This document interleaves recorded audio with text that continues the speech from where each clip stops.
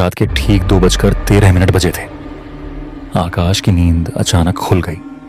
कमरे में अजीब सी खामोशी थी, इतनी गहरी कि अपनी सांसों की आवाज भी साफ सुनाई दे रही थी। उसने करवट बदली और तभी उसे एहसास हुआ उसके कमरे की खिड़की खुली हुई थी, लेकिन उसे याद था कि उसने सोने से पहले खिड़की बंद की थी। हल्की हल्की ठंडी हवा अंदर आ रही थी, पर उस हवा में कुछ अजीब था, जैसे कोई उसे देख रहा हो। आकाश ने धीरे से उठकर खिड़की की तरफ देखा और उसका दिल जोर जोर से धड़कने लगा। खिड़की के बाहर अंधेरे में कोई खड़ा था, एक लंबी काली आकृति जिसका चेहरा दिखाई नहीं दे रहा था, बस 2 चमकती हुई आंखें। आकाश डर गया।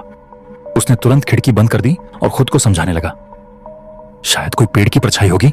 लेकिन तभी टक टक टक खिड़की पर किसी ने दस्तक दी। आकाश का गला सूख गया। वो धीरे धीरे खिड़की के पास गया और हिम्मत करके पर्दा थोड़ा सा हटाया। बाहर कुछ भी नहीं था।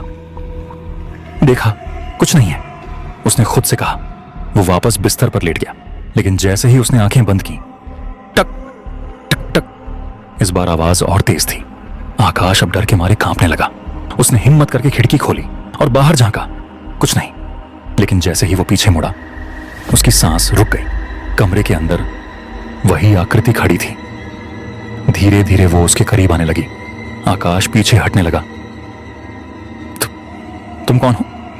आकृति ने कुछ नहीं कहा, बस अपना चेहरा उठाया और आकाश की आंखें फटी रह गईं।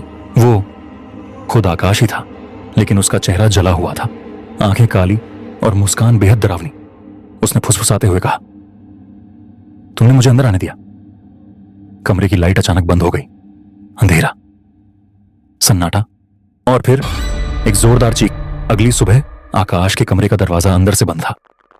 जब दरवाजा तोड़ा गया, कमरा खाली था, लेकिन खिड़की के शीशे पर उंगलियों से लिखा था, अब मैं बाहर हूं।